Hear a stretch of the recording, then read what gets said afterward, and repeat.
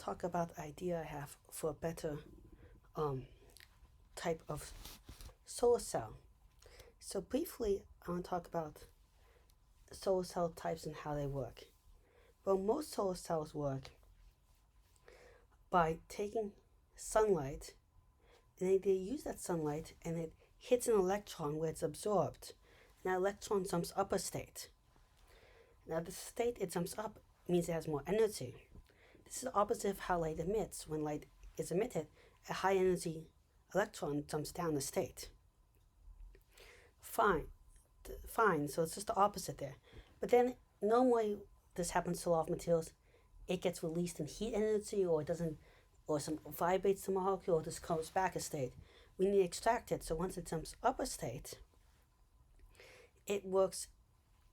There's a kind of a one-way barrier that's made.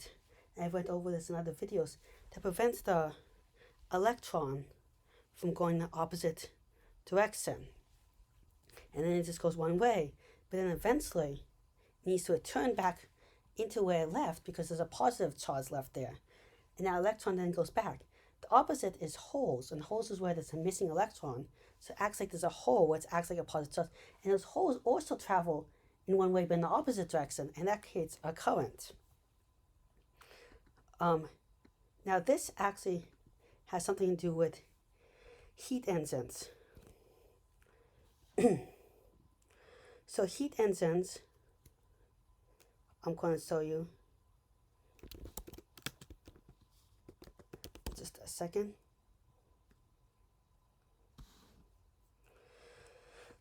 Work based on hot minus cold gases or something. But in this case, the hot gas is the electron that absorbed all the energy. That is the hot gas. The cold one is where the electron is being forced into, or holes in some reverse constructs, but a heated up gas. Now, how efficient is a heat engine? Because remember, there's always some resistance over electrons. Well, how resistant a heat engine, and I have a video more in depth on this if you want to see, but I'll put in the links,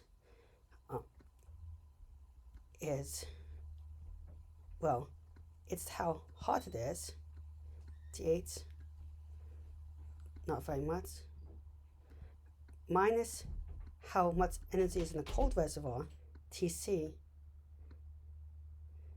a really ugly C, over T8, which is the maximum of energy we could extract.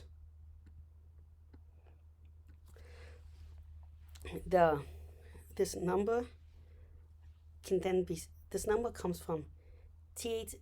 T8 is how much we heat up the gas from the cold. So the maximum of energy we can extract is the amount we heat up. So it's T8 minus Tc.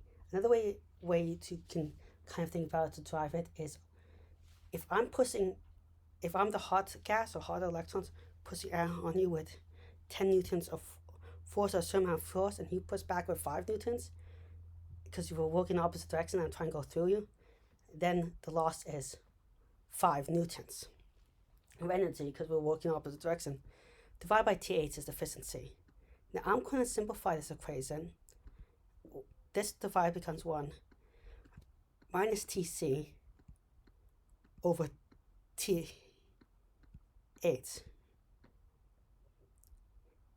That is how efficient you can get. Now notice the bigger T8 becomes, the more efficient this whole thing becomes. And that is a general thing about heat engines. The hotter the bottom, the better. This is why coal power plants and gas power plants try to make hotter and use less fuel. But another way of getting hotter in solar cells is just concentrating the sunlight, and that can make the whole solar cell more efficient. Also, concentrating means you can use cheaper materials, oftentimes that are also more environmentally friendly how they're produced, and less of the expensive solar cell material. Another reason that this thing gets more efficient is the more power produced by a little thing, the less there's resistivity loss due to a barrier in the material. Now that barrier in the material is that whenever it's going through that one-way port I'm talking about, or changing materials, there's a little bit of resistivity, so it loses a little energy. Kind of just like how electricity is lost when it goes through a long wire. Now, the smaller cell is, the less that is, because it has to travel less of a distance for the same amount of power. You can kind of think about it as instead of having a long wire, you have a short stubby wire with more electricity passing through it. Now, you have both of these effects to make concentrated photovoltaics a lot better. Another one is that if you have a concentrated sunlight, you can spend more making fancier solar cells instead, because it becomes more worthwhile. And these fancier solar cells can absorb more sunlight, and the price comes down for that. Also, cleaner cell can become a little easier. So what's the main disadvantages of concentrated photovoltaics? Well, one is you have to make a 3D architecture inherently, because you have to have the concentrator somewhere, then you have to have the solar cell. It can't gather light from as many different wide angles, because the concentrator doesn't concentrate light very well from different angles, and the concentrator itself can be heavy with a normal lens and bulky. And that heaviness is a real problem, and it could even break. Well, how do I get problem? And then if the lens is scratched, it doesn't work as well. Or the mirror. Oftentimes it's mirror. If there's a little imperfection in the mirror, it can really mess up it. So how do I solve that problem? Or how do I propose to solve that problem? Well, one way that we've solved the problem with the big lens, and this is a well-known solution, is Fresnel lenses. So I have a picture here of a normal lens, and pretend that the yellow dots are just the yellow rectangles of this part of it. But a normal lens is filled up to the brink, has material in it, and it only bends light where it hits the lens, at the surface, not inside the lens. Light goes in, and then light goes in, and then I won't actually, well, maybe a little bit. Light goes in, and light then bends only at the surface, and again when it hits the other surface. So this extra yellow stuff I drew in the middle, these rectangles, are actually not important for the overall lens. It may sound a little counterintuitive that all the stuff in the middle doesn't do anything, but it doesn't, because it's only surface interaction. So what if I cut away the stuff in the middle, this stuff, and I just lay it flat, and collapse it? That's what a Fresnel lens here does. So imagine I cut this yellow square out, then I just have this surface right here, and that corresponds to this over here, this section right here. The next section, I cut out the yellow square and I dump it here, and that corresponds to this one, and so on, and so on. They just match up. I know my drawing is not the best, but hold on with me. And that saves a lot of material and makes it a lot cheaper, a lot less bulky, and everything. However, there's a major problem with what I just did. And here is the major problem. Is now it doesn't work as well for all angles of light, which was a problem with the original concentrators. And to see that, however, if it hits these sidebars where I collapsed it and now it's vertical, it doesn't bend light right. It doesn't bend light right over here. Again, and all these other things. So it can't handle as many wide angles. It also can be harder to clean because it has more grooves. So how do I get rid of this in a Fresnel lens I propose? Well, I propose a simple thing of putting another Fresnel lens behind it.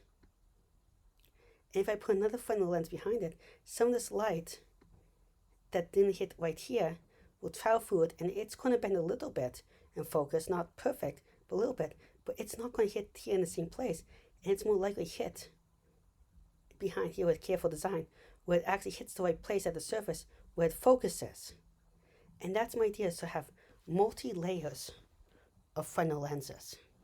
Now each of these layers of Fresnel lenses could have, in between of them, would have a material that also would help smooth out this whole thing and keep it together. So be 3D prints of multiple one-to-one materials.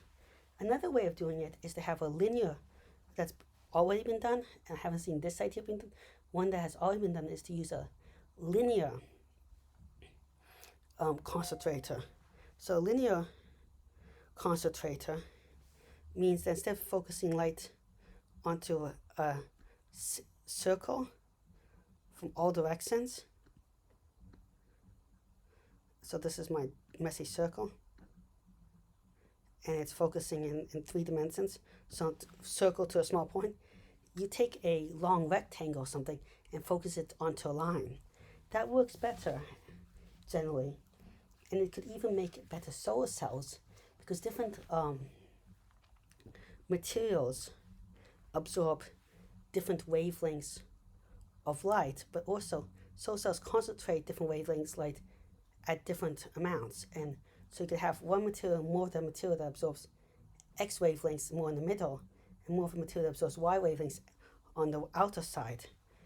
Briefly, in general, higher wavelengths are more focused than lower wavelengths, because higher wavelengths have bend more, and that's for many reasons, but one of it you can think about is that they're smaller, so so when they hit something, they interact with it more and can kind of turn more easily. That's not a very good description, but it's a description out there. But the thing is, small wavelengths are more sensitive to imperfections in the material, because they can kind of see smaller things. The small things appear bigger to them. So you have that going on. Linear ones can focus a lot better, not just a little better than non-linear ones. Now, the problem here, though, is construction. You have to make still these ones to have a certain amount, be a certain amount perfect for them to be constructed, for them to be useful. What I mean by that is, if the wavelength is much smaller than the imperfections in the materials, not being a perfect shape, then it can't focus the light, because the imperfections are just too big, and it doesn't act like a lens with a smooth curve. Different semiconductors absorb different wavelengths, also different well, and here is just a list. Here's a list from this website, which I'll link below, and you can see most of them about these. Always I would say always are pretty common, but silicon is super common. Silicon arsenide, gallium arsenide, silicon super common, cadmium telluride, lead telluride. Always ones are super common. These ones are less common, but top ones are generally more common. These super small ones are not very common at all. So we can say that from this list, you probably want about 1 micron. 1 micron is about 1,000 nanometers. Can we get to there with my proposed way of producing these ones, which will be 3D printing? And 3D printing will even let you do customizable. Well, the best 3D printer that doesn't use stereolithography, which is a fancy way where you use light beams to cut stuff instead of extrude stuff, is about 16 microns. So about 16 times too big from what I want. Alone.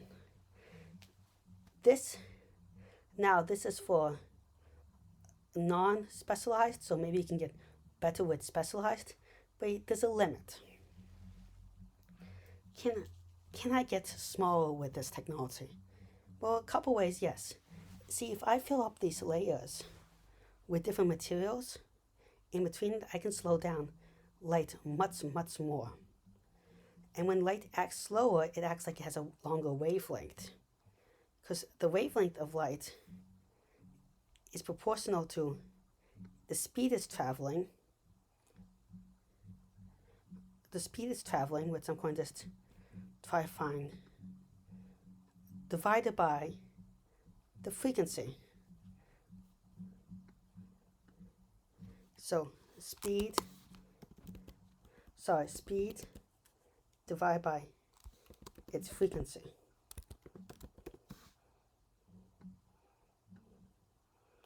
Roughly.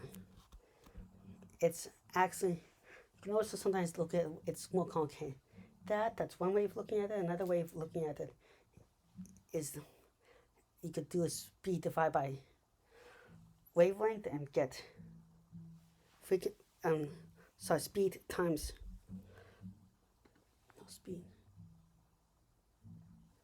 speed divided by frequency. It's roughly kind of how it acts in material wavelength. There's a little more complications, but in this case that's true. So if we can slow it by twice as much, it acts like it has twice the amount of wavelength. Well, it turns out the refractive index of a bunch of materials, now we can go to refractive index, glass and a bunch of optical ones are about 1.5. So that's about as much we can slow down. And I went 16 times and I only gained 1.5. So what other tricks could we use maybe to get down to this 1.5 times slower? Well, the first major trick I want to talk about using would be to actually control the melting. So how 3D printing works is it makes little kind of square dots, and these square dots stack onto each other. Now I'm going to draw one more line here, but see here I stacked 3 square dots about onto each other to make this shape that kind of looks like L, 1 and 2 on the bottom. These 3 dots would normally say shape, but if I heat this up, if I let it cool down for the one in the middle, the one at the corner, and the other ones I extrude at a higher temperature, it can melt a little bit and deform and become more of a diagonal as it kind of drips down or steadies it up to like a 45-degree angle. And you kind of see I drew a line where it would drip down, but some of this top stuff would come down here, so it end up more like here instead of there, dripping down. It can also would curve a little bit due to surface tension. And surface tension is when molecules pull onto themselves more at the surface and kind of coil up on themselves. It's what gives water that curved shape and stuff, meniscus. So this heating effect can do it. Now, at just the surface, and it's better yet, curves more to it because I fill up the insides with stuff at a certain temperature. So precisely controlling the temperature that each thing gets layered, I can do it more, and I can make it curve a little bit different amount at different times, adding up. Now when I do the second layer, which is going to have the opposite shape, I can reheat just the surface, and if the 2 layers don't perfectly mix very well, like oil and water, they can kind of form a more stable layer with even more precise shape as it remelts portions of it only at the surface, and they kind of curve a little bit, just like water and oil. If you put water and oil in a small tube, you'll see them curve due to surface tension. I was about to say soil tension for some reason, and that the insides are still solid, so it has something to stick to. This, if it was really, really bad, would give me the square root of 2 times better, and I only have 1.5. Square root of 2 is about 1.4. So 1.4 times 1.5, that's about 2.1 times better. But I think it would give significantly better than that. I am not completely certain. It would have to take a lot of experimenting around that I cannot do. Now I want to see if I can get even better than that. And I've concluded that one way of doing that, maybe even better, would be shooting the different drops at different forces. That could also deform the drops and spread them out in different ways along the steps, so flatten them out in certain directions and kick them off the steps. And that could even make the shapes even more precise. Am I aware of anyone that's done that? No, not really, but I think that would do it. And the final way I think I can get the shapes a lot more precise is to do many